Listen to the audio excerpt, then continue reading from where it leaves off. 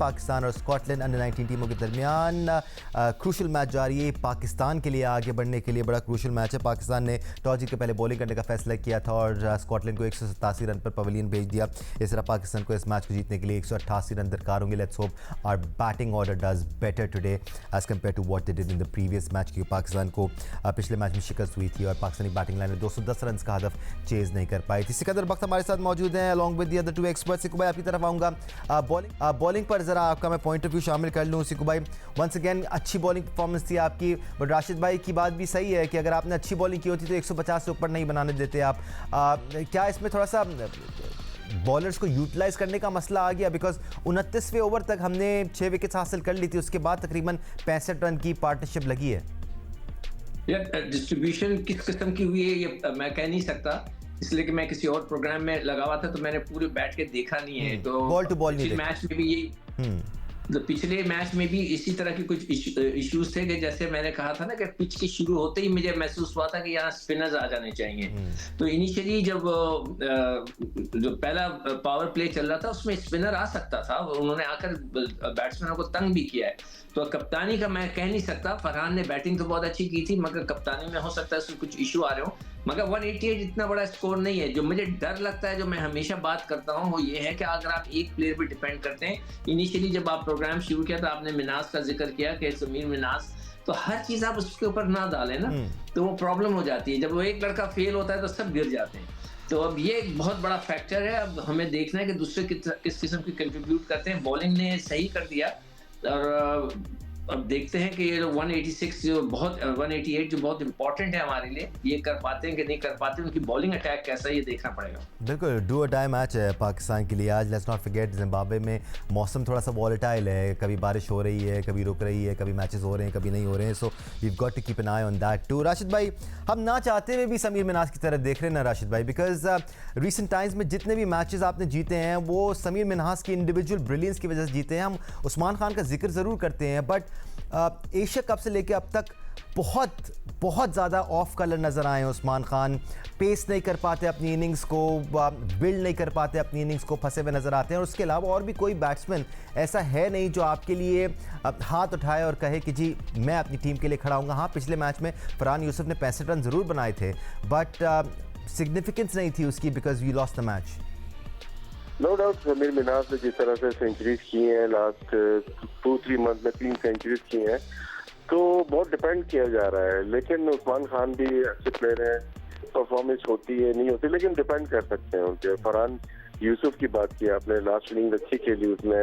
अहमद हुसैन है ऑलराउंडर, वो अच्छा खेल सकते हैं। लेकिन उम्मीद तो होती है अंडर 19 का इतना डाटा मौजूद नहीं होता है या इतना बिहाइंड मैचेस नहीं होता है अंडर 19 के प्लेयर के ऊपर, और ज्यादा फोकस 2-3 प्लेयर के ऊपर ही आपको करना पड़ता है। एहसन उज़ैफा है शायद, वो भी थोड़े बहुत रन किए हैं उन्होंने भी, तो डिपेंड आप कर सकते हैं। ऑलराउंडर ज्यादा हम खिलाते हैं तो इसकी वजह से हमें शायद प्रॉब्लम होती है।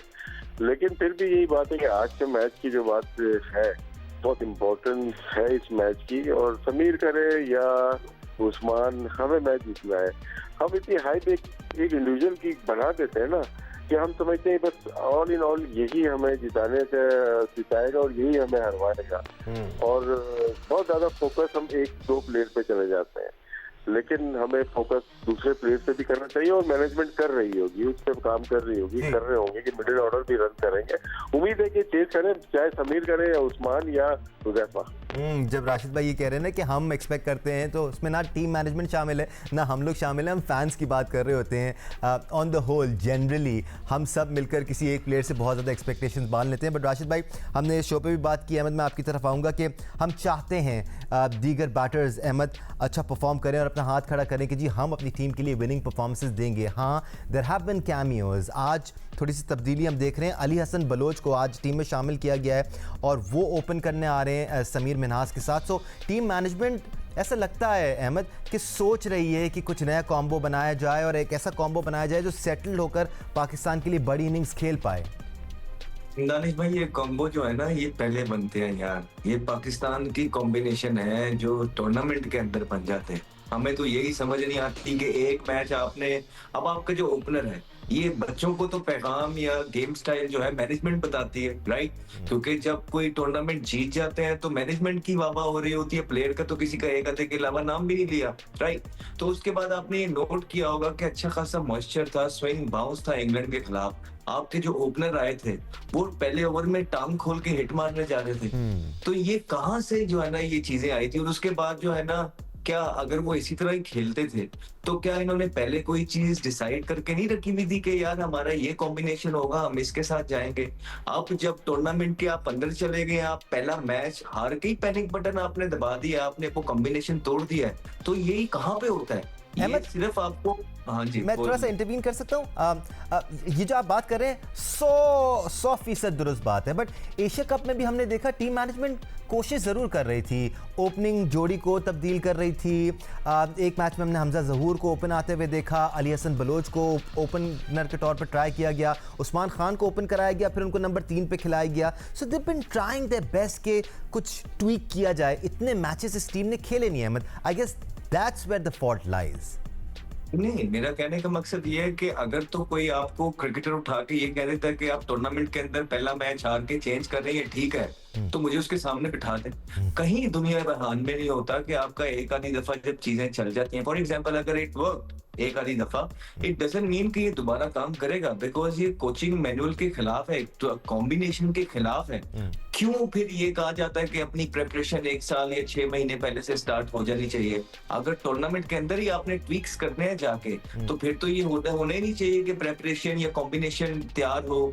प्लेयर की भी तो सोचे ना, कि उस प्लेयर पे क्या गुजरेगी जिसको आप एक मैच के बाद बाहर कर रहे हैं, बिल्कुल। फिर उस प्लेयर पे क्या होगी जिसको आप लेके आएंगे, कितनी क्लैरिटी उसके पास मौजूद होगी, कितना प्रेशर के अंदर वो होगा।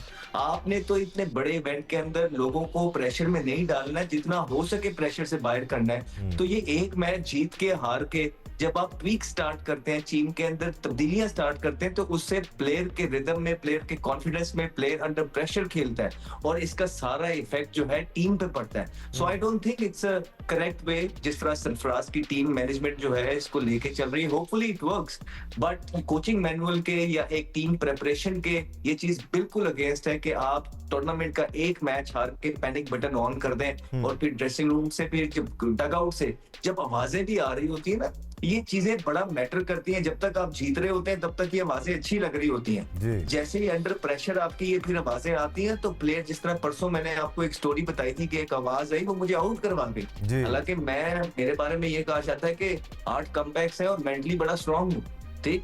तो जब मेरे जैसे प्लेयर को मेंटली स्ट्रांग, जो स्ट्रीट स्मार्ट प्लेयर है, उसको हिला के रख गई, तो बाहर से आवाजें, ये चीजें, ये चेंजिंग, ये फर्क पड़ता है। और अल्लाह करे कि पाकिस्तान को जो है ना इस अंडर 19 वर्ल्ड कप में इस चीज का फर्क ना पड़े, लेकिन अभी तक सो फार जो पहला मैच जिस तरह खेला आके, बॉलिंग फिर भी चलो ठीक हो गई, ठीक है। कप्तानी के अंदर we can always talk about कि अगर मैनेजमेंट से मैसेज आ जाता और उस टाइम पे फास्ट बॉलर लग जाते, जिस टाइम जो है ना स्पिनर बॉलिंग कर रहे थे और 1-2 विकेटें वहां मिल जाती, तो शायद इतना स्कोर ना होता।